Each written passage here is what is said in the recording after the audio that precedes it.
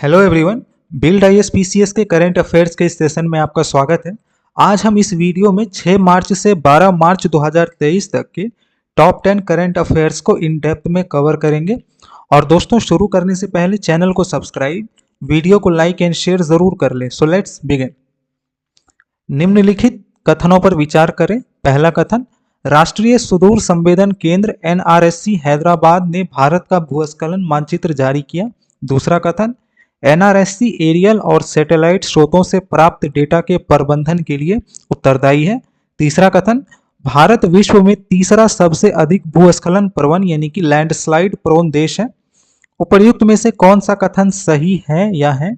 आपके ऑप्शंस हैं 1 और 2, 2 और 3, 1 और 3 या 1, 2 और 3। इसका सही विकल्प ऑप्शन डी है, 1, 2 और 3। चलिए अब इसकी डिटेल्स को देखते हैं। राष्ट्रीय सुदूर संवेदन केंद्र एनआरएससी हैदराबाद ने भारत का भूस्खलन मानचित्र जारी किया है। एनआरएससी के वैज्ञानिकों ने पहली बार भारत का भूस्खलन मानचित्र तैयार करने के लिए 1988 से 2022 के बीच रिकॉर्ड किए गए भूस्खलनों का आकलन किया है। इस मानचित्र को भारतीय अंतरिक्ष अनुसंधान संगठन इसरो के आपदा प्रबंधन सहायता कार्यक्रम के अंतर्गत तैयार किया गया है। एनआरएससी एरियल और सैटेलाइट स्रोतों से प्राप्त डेटा के प्रबंधन के लिए उत्तरदायी है। भारत विश्व में तीसरा सबसे अधिक भूस्खलन प्रवण यानी कि लैंडस्लाइड प्रोन देश है। भूस्खलन के प्रति सुभेद्यता के आधार पर शीर्ष 5 जिले हैं, जिनमें रुद्रप्रयाग और टिहरी गढ़वाल उत्तराखंड का, त्रिशूर केरल का, राजौरी जम्मू कश्मीर का तथा पलक्कड़ जिला केरल का। चलिए नेक्स्ट क्वेश्चन देखते हैं। किस राज्य के मांडवी नदी पर पंजिम से वास्को के बीच नेशनल वाटरवे 68 का निर्माण कार्य पूरा किया गया है? आपके ऑप्शंस हैं महाराष्ट्र, गुजरात, मध्य प्रदेश, गोवा। इसका सही विकल्प है ऑप्शन डी, गोवा। चलिए अब इसकी डिटेल्स को देखते हैं। नौवहन के लिए व्यवहार्यता के आधार पर 111 राष्ट्रीय जलमार्गों में से 23 नदी प्रणालियों की पहचान की गई है। भारत में अंतर्देशीय जल परिवहन इंटर वाटर ट्रांसपोर्टेशन को बढ़ावा देने के लिए राष्ट्रीय जलमार्ग अधिनियम 2016 के तहत राष्ट्रीय जलमार्गों की घोषणा की गई है। गंगा भागीरथी हुगली नदी प्रणाली भारत का पहला राष्ट्रीय जलमार्ग है। इसकी घोषणा 1986 में की गई थी। गोवा में मांडवी नदी पर पंजिम से वास्को के बीच नेशनल वाटरवे 68 का निर्माण कार्य पूरा हुआ है। चलिए नेक्स्ट क्वेश्चन देखते हैं। ग्रेट सी हॉर्स को IUCN की किस श्रेणी में रखा गया है? आपके ऑप्शंस हैं endangered, critically endangered, vulnerable, list concern. इसका सही विकल्प है ऑप्शन सी, वल्नरेबल। चलिए अब इसकी डिटेल्स को देखते हैं। ग्रेट सी हॉर्स एक प्रकार की मछली होती है और इसका सिर घोड़े के सिर के जैसा होता है। ये कुशल तैराक नहीं होते, लेकिन राफ्टिंग के माध्यम से प्रवास करते हैं। दुनिया भर में सी हॉर्स की 46 प्रजातियां हैं। हिंद प्रशांत में पाई जाने वाली 12 प्रजातियों में से 9 प्रजातियां भारत के तटीय पारिस्थितिकी तंत्र में पाई जाती हैं। ये समुद्री घास, मैंग्रोव, समुद्री खरपतवार या शैवालों से भरपूर नितल और प्रवाल भित्तियों में पाई जाती हैं।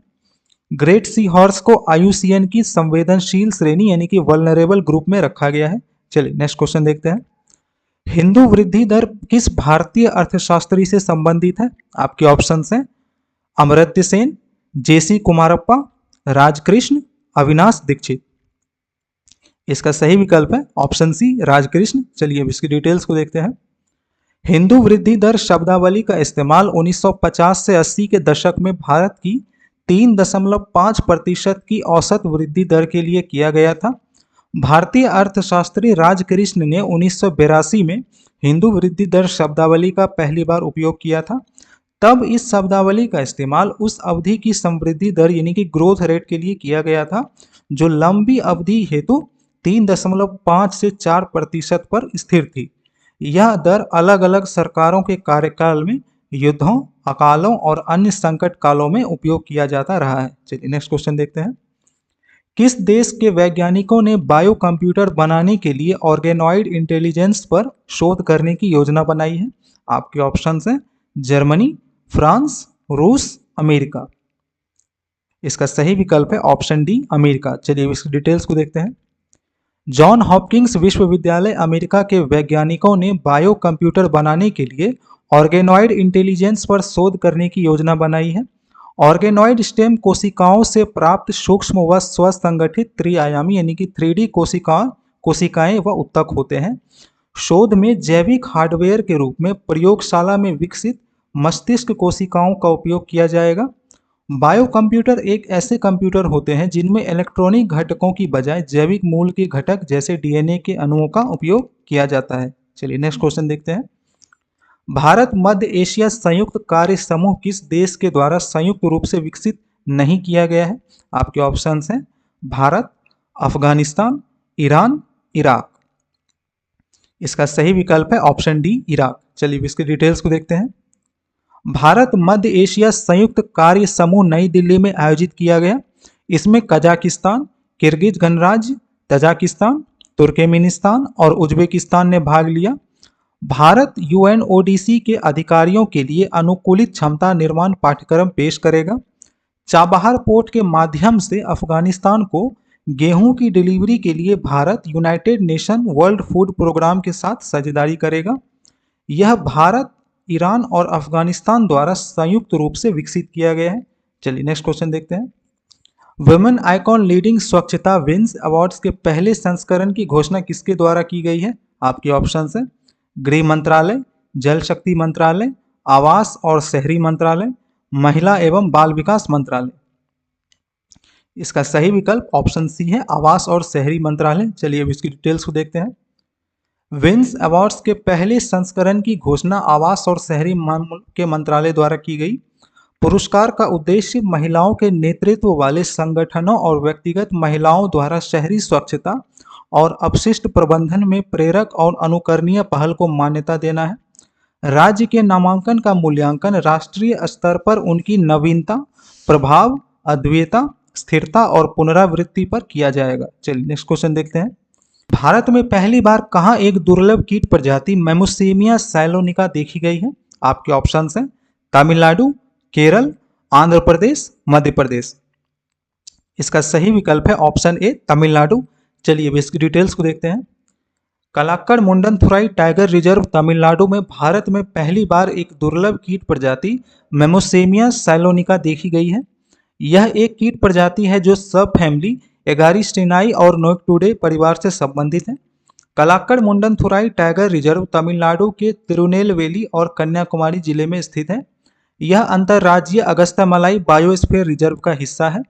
कलाक्कड़ मुंडनथुराई टाइगर रिजर्व में कलाक्कड़, मुंडनथुराई और कन्याकुमारी अभ्यारण्य शामिल है। चलिए नेक्स्ट क्वेश्चन देखते हैं।